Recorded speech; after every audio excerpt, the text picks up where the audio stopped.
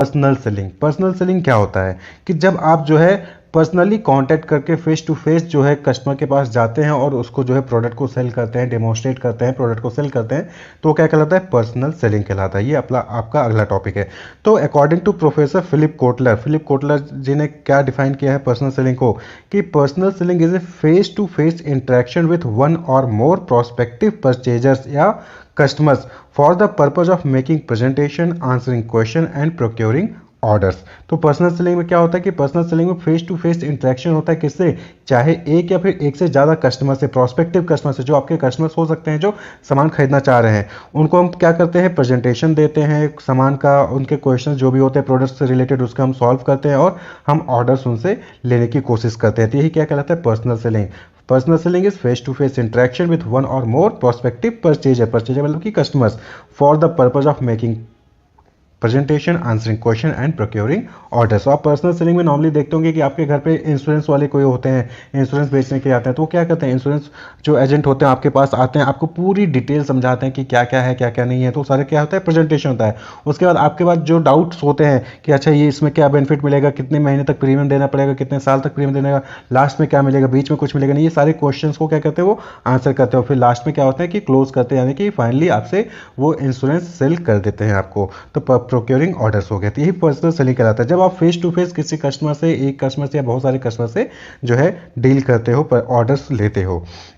Personal selling is face to face selling technique by which a sales person uses his her interpersonal skills to persuade a customer in buying a particular product. तो personal selling क्या हो गया? Face to face selling हो गया। ये क्या है? Face to face selling technique है जहां पे सेल्स पर्सन यानी कि जो प्रोडक्ट को डेमोन्स्ट्रेट करता है, जो प्रोडक्ट को सेल करता है, ऑर्डर को प्रोक्योर करता है, उसको हम सेल्स पर्सन कहते हैं। तो सेल पर्सन ही यूजेज हिज और हर इंटरपर्सनल स्किल्स। यहाँ पे देखिए क्या होता है कि सारा कुछ सेल्स पर्सन के ऊपर होता है कि उसके जो कम्युनिकेशन स्किल्स हैं, जो भी इंटरपर्सनल स्किल्स हैं, कि वो कैसे कस्टमर को परसुएट कर लेता है, यानी कि कैसे कस्टमर को इन्फ्लुएंस कर देता है कि वो पर्टिकुलर प्रोडक्ट को परचेज कर ले, वो उस पर डिपेंड करता है। तो पर्सनल सेलिंग में क्या होता है कि फेस टू फेस इंटरेक्शन होता है जहाँ पे जो सेल्स पर्सन होता है वो कस्टमर को इन्फ्लुएंस करता है कि वो ऑर्डर दे या फिर जो प्रोडक्ट है, जो गुड्स है, सर्विसेज, उसको परचेज कर ले। तो ये that is called personal selling. तो पर्सनल सेलिंग में इंपॉर्टेंट फैक्टर क्या है? सेल्स पर्सन उसकी स्किल्स की किस तरीके से वो प्रोडक्ट को डेमोन्स्ट्रेट कर रहा है, किस तरीके से प्रोडक्ट को प्रेजेंट कर रहा है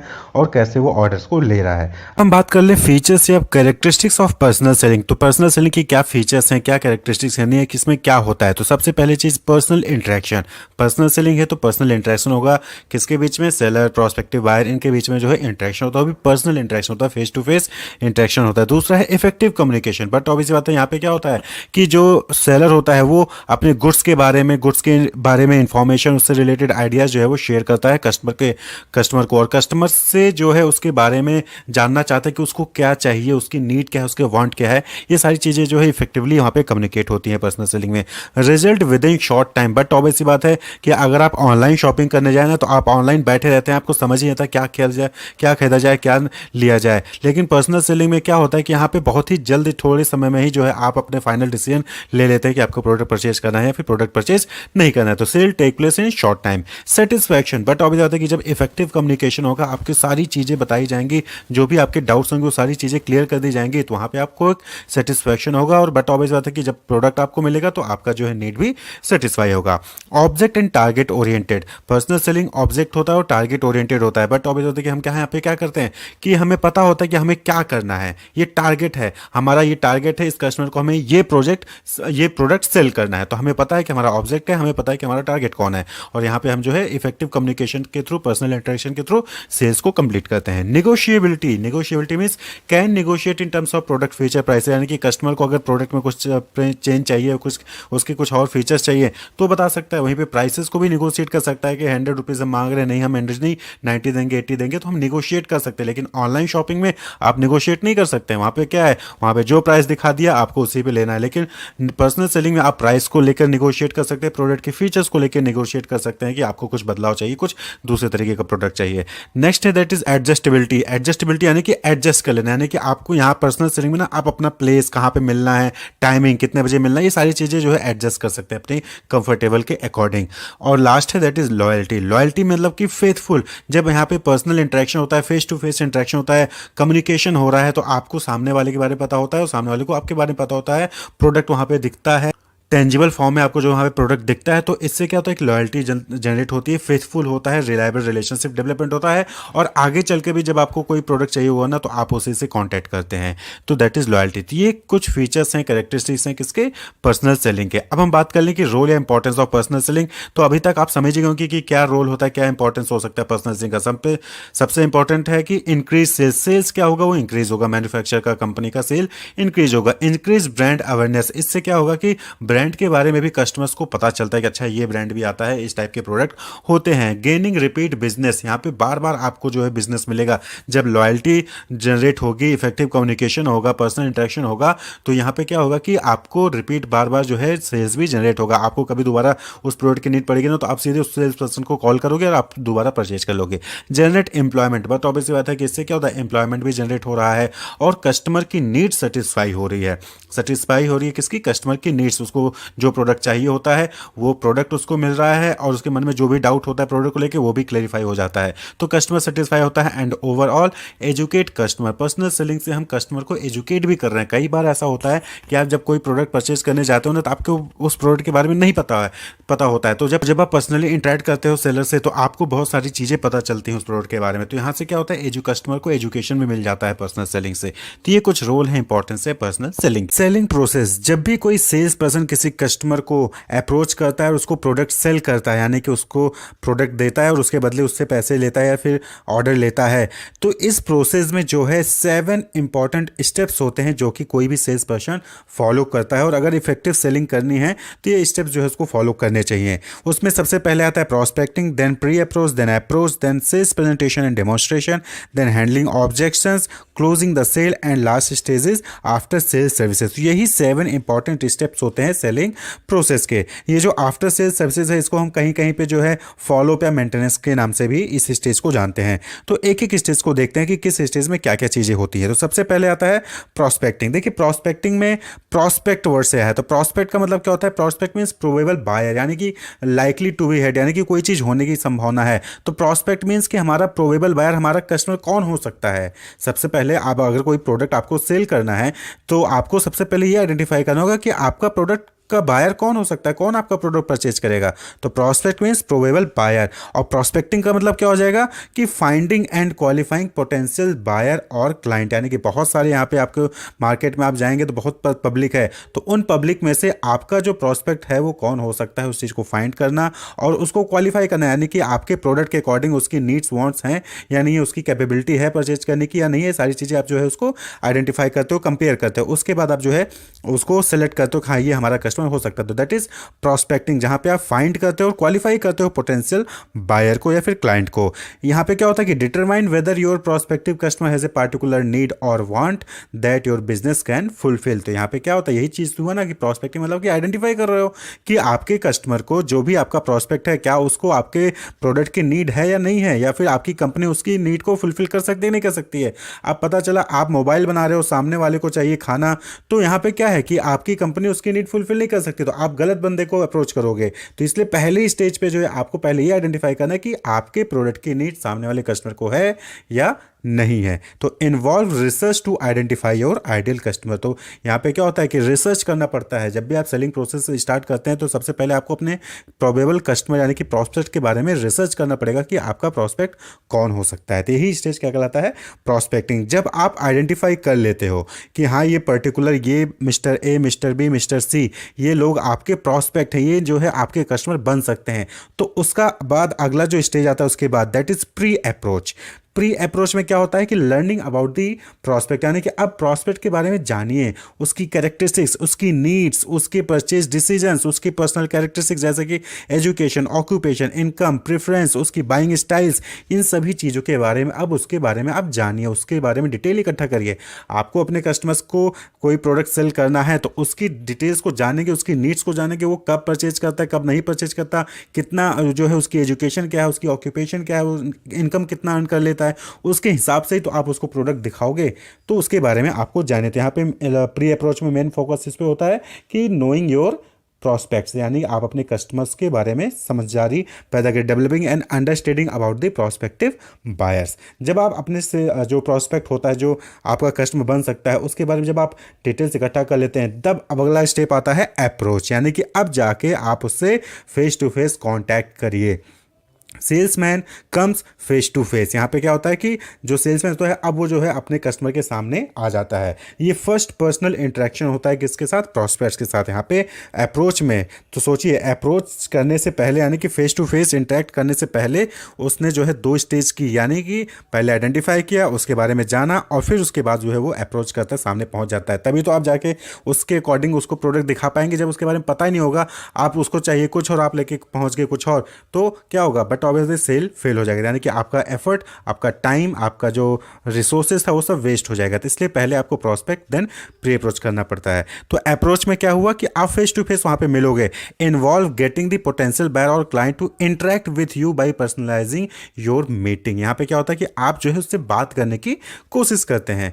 पहला अप्रोच है ना, पहली बार आप उसके सामने जाओगे तो उसको बात करने की कोशिश करोगे। यानी कि पहले क्या करोगे आप? यहाँ पे 4 अप्रोच हो सकते हैं: इंट्रोडक्शन, रेफरल, या फिर प्रोडक्ट, या फिर कस्टमर बेनिफिट अप्रोच। यानी कि आपका जब पहला अप्रोच होगा, पहली बार आप उसको मिलोगे, तो इन 4 तरीकों से कर सकते हो। पहला क्या है? इंट्रोडक्शन, यानी कि आप अपने बारे में बताओगे कि सर मैं इस कंपनी से आया हूँ, हम जो है इस प्रोडक्ट को सेल कर रहे हैं, प्रमोट कर रहे हैं, इस तरीके से अपने बारे में इंट्रोडक्शन करोगे।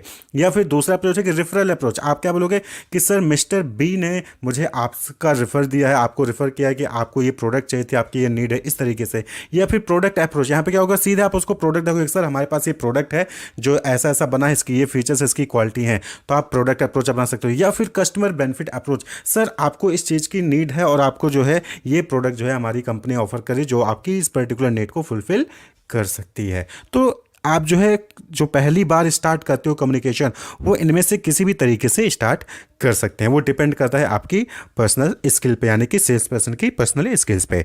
जब आप अप्रोच कर लेते हो, यानी कि जब आपकी बातचीत शुरू हो जाती है, तब आता है सेल्स प्रेजेंटेशन एंड डेमोन्स्ट्रेशन। यानी कि जब सामने वाला प्रॉस्पेक्ट तैयार हो जाता है कि ठीक है आप बताइए क्या प्रोडक्ट है, क्या है आपका ऑफर, तो फिर जो है आप वहाँ पे अपना प्रेजेंटेशन और डेमोन्स्ट्रेशन जो है प्रोडक्ट का देना स्टार्ट कर देते हैं। यानी कि आप यहाँ पे क्या कहते हो? डिस्क्राइब करते हो जो भी मेजर फीचर्स होते हैं जिससे कि कस्टमर की वांट्स को फुलफिल किया जा सके। Describing product major features and relate them to the customer want, यानी कि ये नहीं कि आप खाली प्रोडक्ट की तारीफ किए जा रहे हैं, वो प्रोडक्ट सामने कस्टमर के लिए कैसे बेनिफिट होगा आप उस चीज़ को भी बताएंगे, नहीं तो उसके लिए बेनिफिशियल नहीं होगा। तो यहाँ पे हम FABV अप्रोच यूज़ करते हैं। FABV का मतलब क्या हो गया? Feature, advantage, benefit and value approach. यानी कि यहाँ पे जो कस्टमर्स को आप प्रोडक्ट के फीचर्स, प्रोडक्ट के उसके लिए क्या एडवांटेज है, उसका प्रोडक्ट के क्या क्या बेनिफिट्स हैं, उससे क्या वैल्यू मिलेगा, मॉनेटरी वैल्यू भी क्या मिलेगा, इन सभी चीज़ों को आप जो है उसको प्रेजेंट करते हो, डेमोन्स्ट्रेट करते हो प्रोडक्ट को।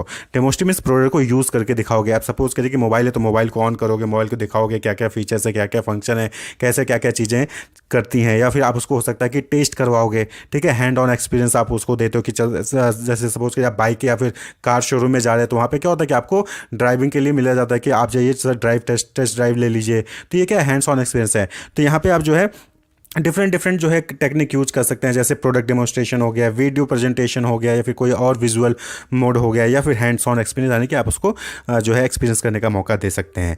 तो यहाँ पे मेन फोकस क्या होता है कि यहाँ पे आपको जो है कन्विंस किया जाता है। Prospect can be convince at this, यानी कि अगर यहाँ पे आप कस्टमर को कन्विंस कर ले गए, कस्टमर प्रॉस्पेक्ट को कन्विंस कर ले गए, तो आगे चल के आपका प्रोडक्ट परचेज कर सकता है। तो ये एक इंपॉर्टेंट स्टेज भी होता है जहाँ पे आपको ध्यान रखना है, क्योंकि अप्रोच वाले स्टेज पे ही जो है आपको वहाँ पे अगर अप्रोच वाले पे आप आए, बताए कि सर ये प्रोडक्ट देना चाहता हूँ, वहीं पे प्रॉस्पेक्ट ने मना कर दिया नहीं नहीं हमें नहीं चाहिए, तो आपकी आगे की सारी स्टेज क्या हो गए? बेकार हो गए। तो अप्रोच वाला स्टेज क्या है? वो इंपॉर्टेंट स्टेज है।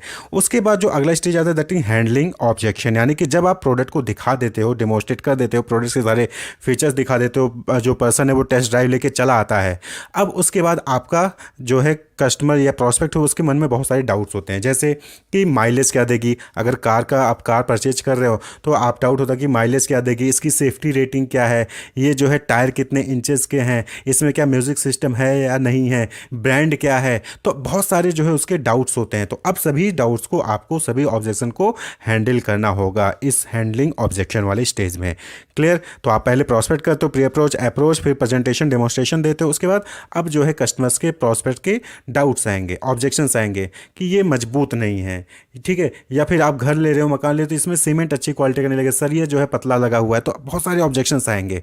तो वहाँ पे अब जो है जो सेल्स पर्सन है उसको उन सभी डाउट्स को क्लियर करना होगा, ऑब्जेक्शन को हैंडल करना होगा, यानी कि उसको सॉल्व करना होगा। Salesman should answer all the question raise, यानी कि जो भी क्वेश्चन प्रॉस्पेक्ट द्वारा उठाया जा रहा है, जो भी डाउट्स उसके हैं, उसको सेल्समैन को सॉल्व करना चाहिए। Try to convince the product will satisfy the prospect need, यानी कि यहाँ पे उसको मेन फोकस करना चाहिए कि प्रॉस्पेक्ट को ये कन्विंस करना है, उसको समझाना है कि हमारा प्रोडक्ट आपकी इस नीड को फुलफिल डेफिनेटली करेगा। ऑब्जेक्शंस में भी साइकोलॉजिकल और लॉजिकल। अब जो ऑब्जेक्शंस उठते हैं किसी भी प्रॉस्पेक्ट की तरफ से, वो साइकोलॉजिकल भी हो सकते हैं, लॉजिकल भी हो सकते हैं। साइकोलॉजिकल यानी कि इमोशनल एक तरीके से, जैसे कि ब्रांड कौन सा है। अब सपोज करिए आप कोई लोकल ब्रांड लेके आए, तो प्रोडक्ट उसकी नीड को फुलफिल कर रहा होगा, तब भी वो नहीं परचेज करेगा, क्यों? क्योंकि ब्रांड नहीं है, लोकल लग रहा है, पता नहीं कितने दिन चलेगा। तो यहाँ पे क्या है, ये साइकोलॉजिकल है। इस प्रॉब्लम को हैंडल करना होगा सेल्स पर्सन को। लॉजिकल मतलब कि जैसे प्राइस हो गया, प्राइस बहुत महंगा है भाई, हम नहीं लेंगे, तो प्राइस जो है, प्राइस क्या है, प्रोडक्ट के फीचर्स क्या हैं, ये सारी चीज़ें लॉजिकल हो गई थी। इन सभी ऑब्जेक्शन को भी आपको बताना होगा कि नहीं सर, हमारा सबसे सस्ता कम प्राइस में है और प्राइस भी कम है, और सर प्रोडक्ट की फीचर्स भी है। आप दूसरे ब्रांड की कंपनी का वही प्रोडक्ट उठा लीजिए, हमारे ब्रांड के ये प्रोडक्ट देखिए सर, उससे आपको ज़्यादा फीचर्स मिलेंगे। तो आपको सेल्स पर्सन को इस तरीके से समझाना होगा, ताकि यहाँ पे हैंडलिंग करना है ना, यहाँ पे ऑब्जेक्शन को हैंडल करना है, कन्विंस करना है कि जो आपका प्रॉस्पेक्ट है वो प्रोडक्ट को परचेज कर ले। जब आप कन्विंस कर ले जाते हैं सक्सेसफुल तरीके से, आप कस्टमर की प्रॉस्पेक्ट की नीड के अकॉर्डिंग उसको प्रोडक्ट को समझा देते हैं, उसकी नीड को उसको रेडी कर लेते हैं कि हाँ वो प्रोडक्ट आपका परचेज करे, तब आता है क्लोजिंग द सेल, यानी कि अब आप जो है सेल को क्लोज करते हो। Sales person ask the prospect to conclude the purchase, यानी कि अब कहता है कि सर फाइनली आप जो है ले लीजिए। निगोशिएशन वगैरह सारी चीज़ें वहीं सब हो जाती हैं कि प्राइसिंग वगैरह, हैंडलिंग ऑब्जेक्शन में कि ठीक है सर, आप इतने में ही इतने में दे दीजिएगा, तो सारी चीज़ें हो गई। अब यहाँ पे आप सेल्स को क्लोज करते हो। तो इन्वॉल्व नेगोशिएटिंग टर्म्स और प्राइसिंग, साइनिंग कॉन्ट्रैक्ट, कंप्लीटिंग ए मॉनेटरी ट्रांजेक्शन और इवन ओवरकमिंग एडिशनल कंसर्न और ऑब्जेक्शन, यानी कि अब अगर कुछ और कंसर्न बचा है तो आप जो है यहाँ पे इसको सॉल्व कर सकते हो। यहाँ पे नेगोशिएट करोगे, क्लोजिंग द सेल में नेगोशिएट करोगे टर्म्स को, प्राइसिंग को, कंडीशंस को, कि सर आपको ऐसे ऐसे यूज़ करना है, ये टर्म्स होंगे, ये कंडीशंस होंगी, ये प्राइसिंग होगी, वो सारी चीज़ें क्या करते हैं आप यहाँ पे सेल में क्लोज करते हो, डिसाइड करते हैं। क्लियर कि जैसे पेमेंट करना है तो 1 लाख रुपीज़ करना है, कितना करना है, आधा चेक से करना है, या फिर आप जो है आरटीजीएस कर सकते हैं, या फिर और भी कोई ट्रांजेक्शन्स रिलेटेड इशूज़ हैं, या फिर कोई वारंटी हो गया, गारंटी हो गया, सारी चीज़ें जो है यहाँ पे डील की जाती हैं। तो इन्वॉल्व्स, अब यहीं पे क्लोजिंग द सेल में अब यहीं पे अप सेलिंग टेक्निक भी होता है। अप सेलिंग टेक्निक का मतलब क्या होता है कि सपोज करिए आप कार लेने जा रहे हो, तो कार लेने जाते हो तो सिर्फ कार नहीं देता, वहाँ पे आपको क्या होता है, एडिशनल वहाँ पे चीज़ें आपको देते हैं कि सर व्हील कवर ले लीजिए, सीट कवर ले लीजिए, सर ये लाइटिंग है, सर ये परफ्यूम है, तो अप सेलिंग टेक्निक कहलाता है। यहीं पे क्लोजिंग द सेल के टाइम पे ही अप सेलिंग टेक्निक भी आएगा। Offering additional product that complement their original purchase, यानी कि कार परचेज करने जा रहे हो, ये ओरिजिनल परचेज हो गया, अब उसके साथ आपको एडिशनल सीट कवर ले लीजिए, सर प्रोटेक्ट करेगा, या फिर पूरी गाड़ी का कवर ले लीजिए, या फिर जो है व्हील कवर ले लीजिए। तो ये क्या है, ये एडिशनल प्रोडक्ट है जो कि आपके मेन पर्पज को सॉल्व करती है, उसको सपोर्ट करती है। तो यहाँ ही क्लोजिंग द सेल पे ही अप सेलिंग टेक्निक भी यूज की जाती है। And last stage that is after sale services.